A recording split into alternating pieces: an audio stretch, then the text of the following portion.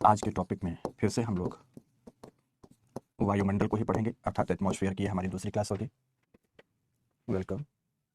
वायुमंडल वाले टॉपिक में आज मूल रूप से पढ़ेंगे वायुमंडल की संरचना। वायुमंडल की संरचना, स्ट्रक्चर ऑफ द एटमॉस्फेयर। बहुत इंटरेस्टिंग टॉपिक है, बहुत इंपॉर्टेंट टॉपिक है। जितना ही इंटरेस्टिंग है आज का टॉपिक, उतना ही महत्वपूर्ण भी है। ठीक है, structure of the atmosphere. Mahavir most welcome बेटा। ये सब विषय में बिल्कुल नहीं पता होता बेटा कि मैंने मैसेज करेंगे उससे आप लोगों को समाधान आएगा। मुझे बस इतने पता होता है कि आपकी क्लास लेनी है, आपके जो कमेंट्स आएंगे कक्षागत क्लासगत प्रॉब्लम के, उनके समाधान की बातें करनी। शिवम कुमार मोस्ट वेलकम बेटा। मैं बढ़िया हूँ। आधारों पर इसे वर्गीकृत किया है, दो आधारों पर। सबसे पहले तापमान परिवर्तन के आधार पर दोस्तों, तापमान परिवर्तन के आधार पर वायुमंडल को स्ट्रैटिफाई किया। और दूसरे नंबर पर आपको बताना चाहूंगा रासायनिक गठन के आधार पर, गठन के आधार पर वायुमंडल को मंडलीकृत किया। तो आप लोगों को जब शुरुआत करनी होगी लिखने की, तो वायुमंडल की संरचना में पहली ही लाइन लिखना है कि पृथ्वी सतह से लेकर, कैसे भाषा का कैसे प्रयोग करना है, कैसे जैसे मैं बोलूंगा वैसे लिखेंगे। पृथ्वी सतह से लेकर अपनी सर्वाधिक ऊंचाई तक, सरफेस टू हायर ऑल्टीट्यूड, है ना, सतह से लेकर अपनी सर्वाधिक ऊंचाई तक हमारा वायुमंडल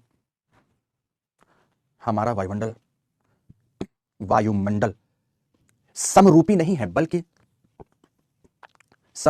है, बल्कि हमारा वायुमंडल समरूपी नहीं है, बल्कि कई क्षैतिज परतों में विभाजित है। पूर्ण विराम लगाएं। उन परतों या मंडलों का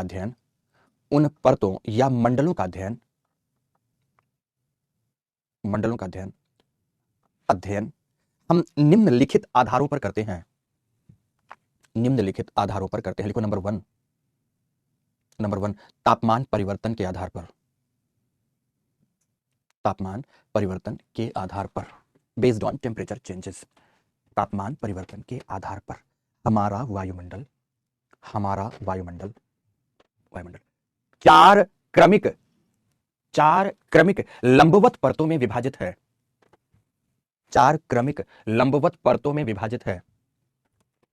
कैसे विभाजित होगा? लिखो नंबर 1, सबसे पहली परत हमारी आएगी क्षोभ मंडल, इंग्लिश में बोलते हैं ट्रोपोस्फेयर।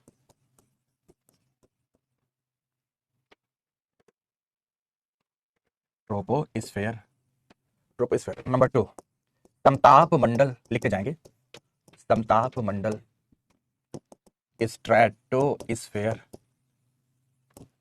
नंबर 3 मध्य मंडल, मेसोस्फेयर। नंबर 4 ताप मंडल, थर्मोस्फेयर। आगे दो भागों में विभाजित हो जाता है। पहला, इसकी निचली परत कहलाती है आयन मंडल, आयनोस्फेयर। तो ऊपरी परत कहलाती है बहिर्मंडल, एक्सोस्फेयर।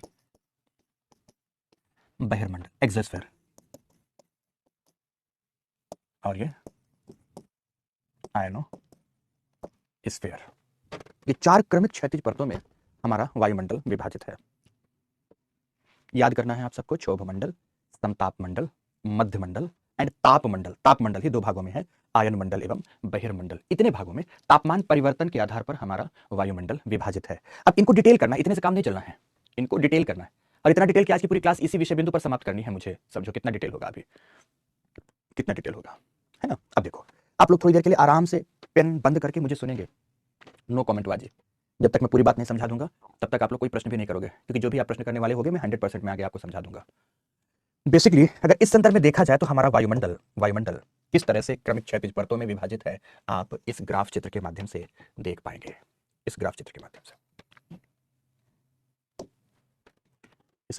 माध्यम से देख पाएंगे। माना कि यहां पर हमने ले लिया, ये ले लिया हमने अल्टीट्यूड या ऊंचाई ले लिया, और सारी की सारी ऊंचाई जाएगी यहां पर किलोमीटर में। किसमें जाएगी? किलोमीटर में। सारी ऊंचाई किलोमीटर में जाएगी। और यहां हमने मोटे तौर पर दो ले लिया वेरिएंट, एक ले लिया तापमान और दूसरा वेरिएंट हमने ले लिया अक्षांश। दो वेरिएंट या वेरिएबल हमने यहां के लिए ले लिया। इस बिंदु पर मान लो तापमान 0 है, इस बिंदु पर मान लो कि अक्षांश 0 है, इस बिंदु पर मान लो कि ऊंचाई 0 है। इस बिंदु से सभी चीजों की शुरुआत करनी है।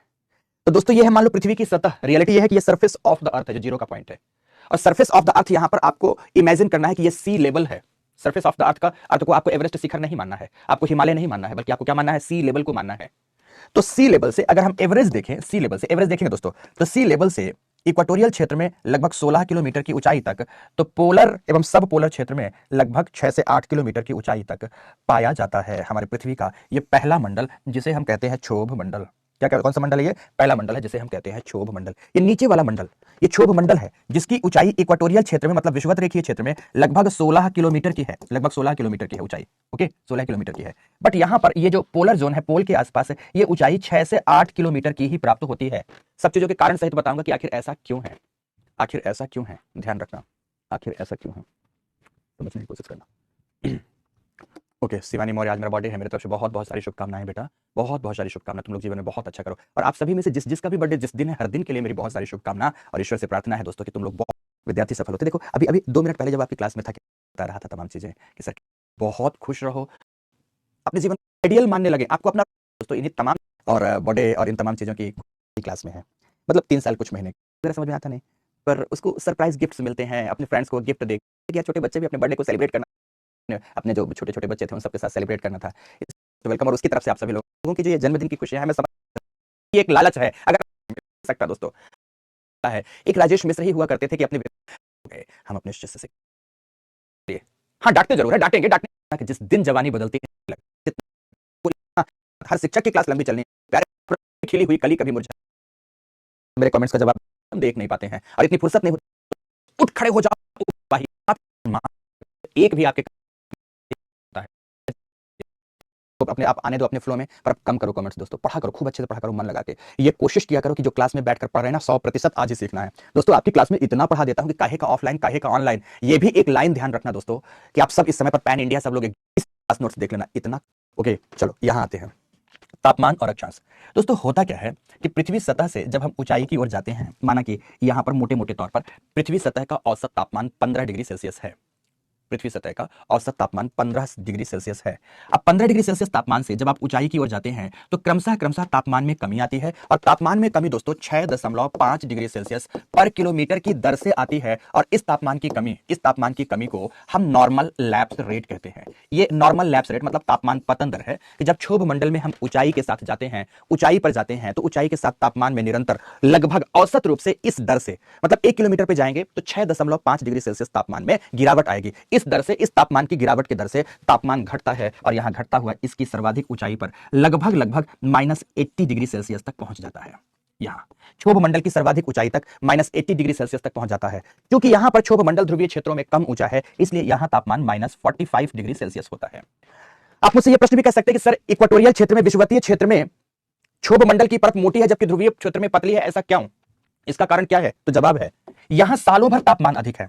सालों भर तापमान की अधिकता के कारण हवाएं गर्म होती हैं, और गर्म होकर संवहन को प्राप्त करती हैं, कन्वेक्शन को प्राप्त करती हैं। तो ड्यू टू कन्वेक्शनल इफेक्ट ये संवहन हो रहा है। यहां पर क्या हो रहा है? संवहन हो रहा है। Due to convectional effect equatorial क्षेत्र में या ट्रॉपिकल क्षेत्र में क्षोभ मंडल की ऊंचाई बढ़ जाती है। लेकिन ध्रुवीय क्षेत्रों में क्या होता है? ध्रुवीय क्षेत्रों में सालों भर तापमान निम्न है। सालों भर तापमान की निम्नता या अल्पता की वजह से ठंडी एवं भारी वायु का अवतलन होता है। तो ठंडी एवं भारी वायु अवतलित होकर यहां क्षोभ मंडल की ऊंचाई को कम कर देती है। तो यहां पर इसकी ऊपरी सीमा पर विषुवतीय क्षेत्रों में तापमान -80 डिग्री सेल्सियस के आसपास, जबकि ध्रुवीय क्षेत्रों में तापमान -45 डिग्री सेल्सियस के आसपास पाया जाता है।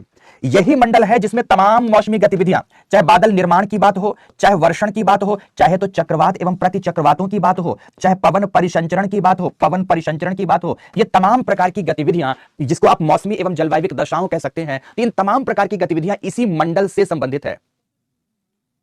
ठीक है, इसी मंडल से संबंधित है। दोस्तों ध्यान से फिर से बताऊंगा, क्योंकि मानव जीवन या पृथ्वी का जैविक जीवन पृथ्वी सतह से इसी क्षोभ मंडल द्वारा जुड़ा है, इसलिए यह इन तमाम गतिविधियों की वजह से बहुत ही महत्वपूर्ण हो जाता है। यह भी बता दूं कि 16 किलोमीटर की ऊंचाई पर जाने से लगभग 2 किलोमीटर की मोटी परत ऐसी आती है जिसमें तापमान ना तो बढ़ता है ना घटता है, अर्थात कांस्टेंट हो जाता है, नियत हो जाता है, पॉज हो जाता है, पॉज मतलब रुक जाता है। इसीलिए जो ये परत होती है 2 किलोमीटर की परत, इसे कहते हैं ट्रोपोपॉज, क्षोभ सीमा कहलाती है। अर्थात क्षोभ मंडल की ऊपरी 2 किलोमीटर की मोटी परत, जहां पर तापमान कांस्टेंट हो जाते हैं, जहां पर तापमान रुक जाते हैं, उसे हम क्षोभ सीमा कहते हैं। क्या कहते हैं उसे? क्षोभ सीमा कहते हैं, ट्रोपोपॉज कहते हैं। ये ट्रोपोपॉज की स्थिति आती है।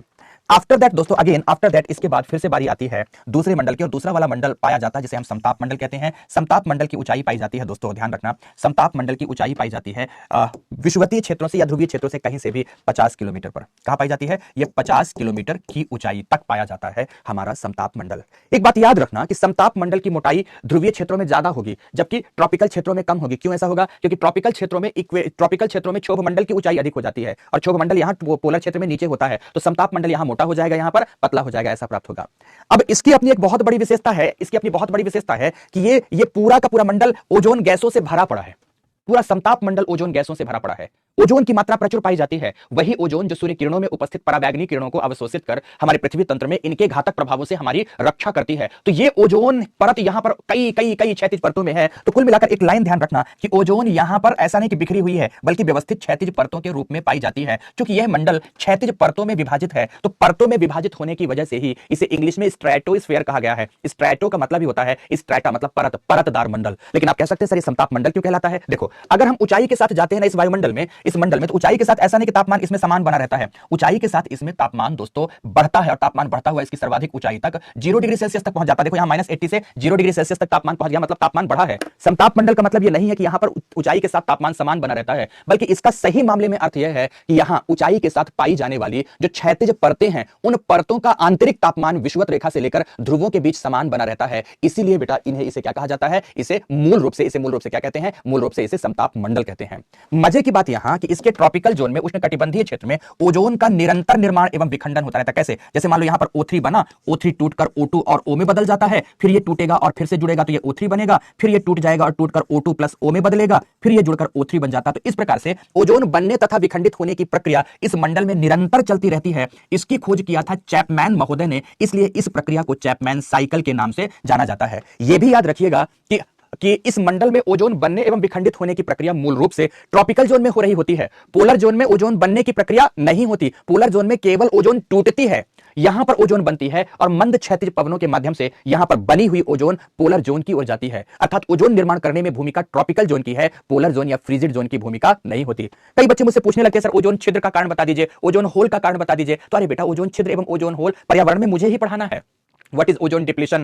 What is ozone hole? What is Doppler unit? What reason behind this? इसके प्रोटेक्शन के लिए कौन कौन से कन्वेंशन हुए, कौन कौन से प्रोटोकॉल्स लाए गए, सब कुछ की बात करते हैं कहा इन्वायरमेंट वाले सेक्शन में। बस इतना यहां पर जानना है कि यहां पर ओजोन पाई जाती है। ओजोन निर्माण ट्रॉपिकल जोन में होता है, विखंडन भी होता है, पर निर्मित होकर यही ओजोन ही पोलर जोन की ओर जाती है। पोलर जोन में केवल विखंडन की प्रक्रिया ही पाई जाती है। तो ये इसकी अपनी विशेषता है। दूसरी विशेषता और क्या है? पृथ्वी सतह से जो भी वायुयान या जेट यान उड़ाए जाते हैं, मैं अब जेट यान बनाऊं तो बहुत अच्छा तो नहीं बना सकता, पर चलो मान लेते हैं कि थोड़ा सा कुछ आर्ट का प्रयोग करता हूं। चलो मान लो ये एक जेटयान मैंने बना दिया, तो पृथ्वी सतह से उड़ाए जाने वाले समस्त जेटयान इसी मंडल में उड़ाने भरते हैं। क्यों? क्योंकि यह परत अत्यंत ही शांत होती है, यहां पर पवनों का विक्षोभ नहीं पाया जाता, बल्कि पवनों का मंद क्षैतिज प्रवाह पाया जाता है। इसीलिए सारे जेटयान इसी मंडल में उड़ाने भरते हैं। यहां एक विशेष प्रकार के बादल, इस मंडल के निचले हिस्से में एक विशेष प्रकार के चमकीले बादल पाए जाते हैं, जो कि ऐसा लगता है कि मोतियों से भरी हुई थाली है। मोतियों से भरी हुई थाली के भांति पाए जाने वाले इन चमकीले बादलों को क्या कहा जाता है? मदर ऑफ पर्ल क्लाउड कहते हैं। मदर ऑफ पर्ल क्लाउड कहा जाता है। हिंदी में कहते हैं मुक्ता मेघ की जननी, मुक्ता मेघ की जननी, मदर ऑफ पर्ल क्लाउड कहा जाता है। फिर दोस्तों आपको बता दूं, इसकी ऊपरी सीमा तक पहुंचेंगे तो फिर से तापमान कांस्टेंट हो जाता है, जिसे आप स्ट्रेटोपॉज कहते हैं। क्या कहते हैं दोस्तों? स्ट्रेटोपॉज कहते हैं। ओके, ऐसा कुछ समझ में आई बात की नहीं? तो अब इसके बाद बढ़ते हैं। अब इसके बाद दोस्तों यहां ध्यान रखना कि फिर से जब आप इस ऊंचाई पर पहुंचोगे, मतलब 50 किलोमीटर से लगभग 80 किलोमीटर की ऊंचाई तक पहुंचोगे, तो इस ऊंचाई पर पहुंचते पहुंचते फिर से तापमान में कमी आने लगती है। फिर तापमान में कमी आई, और तापमान में कमी के साथ ध्यान रखना इसकी ऊंचाई लगभग 80 किलोमीटर हो जाती है। तो 50 से 80 किलोमीटर के मध्य मेसोस्फीयर पाया जाता है, जहां तापमान फिर घटता है, और तापमान घटता हुआ -85 डिग्री सेल्सियस से -110 डिग्री सेल्सियस तक पहुंच जाता है।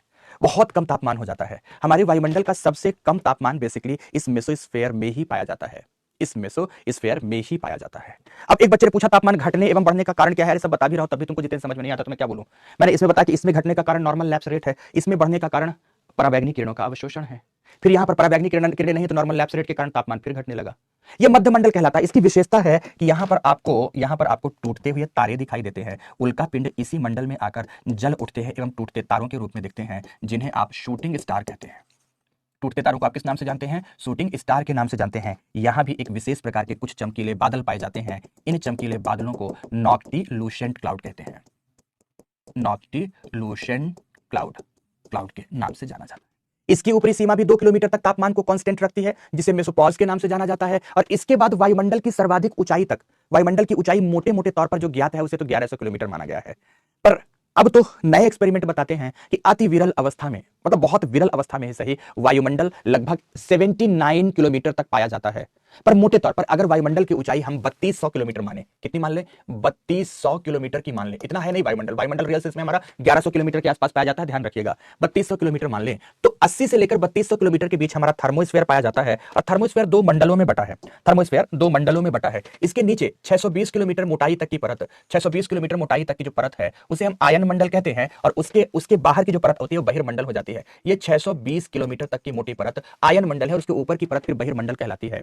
आयन मंडल की विशेषता है कि यहां पर सभी महत्वपूर्ण गैसें सूर्य की उच्च ऊर्जा के प्रभाव से आयनाइज्ड हो जाती हैं। गैसों के आयनाइज्ड स्वरूप पाए जाने की वजह से ही इसे हम आयन मंडल के नाम से जाना जाता है, आयन मंडल के नाम से जानते हैं, जिसमें कई क्रमिक क्षैतिज परतें पाई जाती हैं। जैसे सबसे नीचे ऑक्सीजन, आयनित ऑक्सीजन की परत होती है, इसके ऊपर नाइट्रोजन की परत होती है, इससे ऊपर हीलियम की परत होती है, इससे ऊपर हाइड्रोजन की परत होती है, जिन्हें भिन्न भिन्न नामों से भी जानते हैं। इसे डी लेयर कहते हैं, इसे ई लेयर कहते हैं, इसे एफ लेयर कहते हैं और इसे जी लेयर कहते हैं। DEFG इन लेयर के नाम से जाना जाता है, परतों के नाम से जाना जाता है।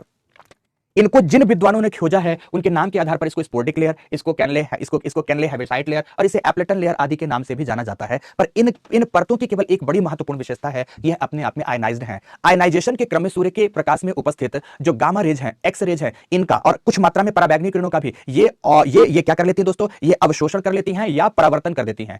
तो इससे भी हमारी पृथ्वी की रक्षा हो पाती है। और इसकी 2 बड़ी महत्वपूर्ण विशेषता होती है दोस्तों इस मंडल की। एक सबसे बड़ी विशेषता है इसकी, एक विशेषता जिसे आप जरूर जानते होंगे कि यहां पर अरोरा की परिघटना पाई जाती है। अरोरा मतलब जब ध्रुवीय क्षेत्रों में रात्रिकाल होता है तो रात्रिकाल में एक चमकीला, कभी गुलाबी, कभी नारंगी, कभी नीला प्रकाश दिखाई देता है ध्रुवीय क्षेत्रों में, जिसे हम लोग अरोरा कहते हैं, निशा दीप्ति कहते हैं। ये अरोरा दोनों ही गोलार्धों में पाया जाता है। उत्तरी गोलार्ध में इस अरोरा को कहते हैं बोरियोलिस, बोरियोलिस के नाम से जानते हैं। और दक्षिणी गोलार्ध में यही अरोरा कहलाता है ऑस्ट्रालिस, ऑस्ट्रालिस के नाम से जाना जाता है। एक घटना तो इसकी अरोरा की हो गई। दूसरी इसकी एक बड़ी महत्वपूर्ण घटना है, दूसरी महत्वपूर्ण घटना है कि ये जो रेडियो वेव्स होती हैं तो उनको ट्रांसमिट करता है।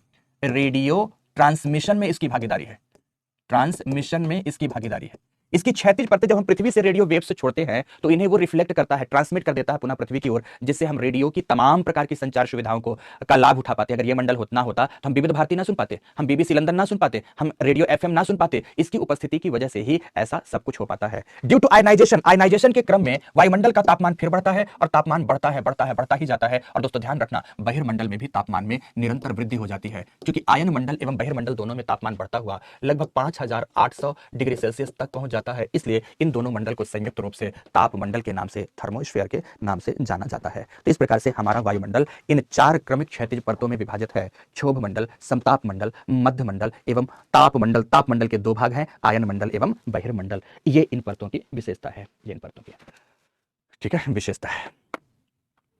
ठीक, ओके। वायुमंडल में कौन सी गैस सबसे अधिक पाई जाती है कल बता दिया, नाइट्रोजन है 78 पॉइंट समथिंग। होमोस्फीयर और हेटेरोस्फीयर थोड़ी देर बाद बताएंगे रासायनिक गठन के आधार पर। आरती शर्मा, बिल्कुल है बेटा। बोरियल का मतलब होता है उत्तर और ऑस्ट्रॉस का मतलब होता है दक्षिण, तो बोरियलिस मतलब उत्तरी, ऑस्ट्रालिस मतलब दक्षिणी।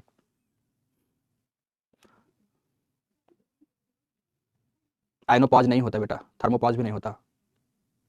भावना क्या पूछना चाहते हो, प्रश्न पूछो। नम्रता, ठीक है बेटा, बहुत अच्छा। हर एक लाइन लिखाऊंगा अभी। आलोक, ठीक है बेटा, बिल्कुल लिखाएंगे। सब लोग पहले चित्र बनाओ, बिल्कुल लिखाएंगे, एक लाइन लिखाएंगे। सर प्लीज DPP भी करवाइए। जी सवाना, जो कहोगे आप सब कराएंगे बेटा।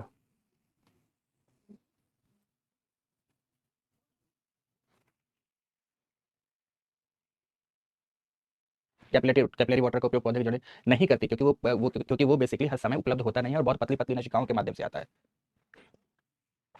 खुशबू वनस्पतियां ग्रो करने के लिए किस जल का उपयोग करती है? मैंने कल उसी दिन बता दिया था बेटा कि जो हाइड्रोस्कोपिक वाटर होता है सब सर्वाधिक उपयोग उसका करती है, ग्रेविटी वाटर का भी उपयोग करती है।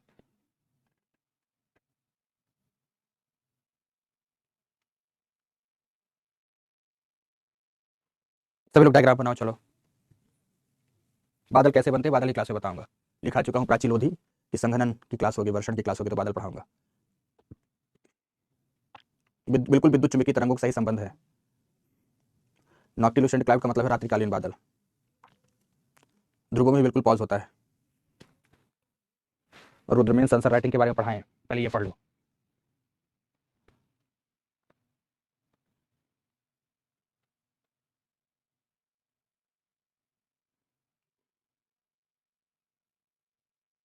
प्रीति मौर्य नहीं पता फिर बेटा, मुझे तुम्हारा प्रश्न देख लिया।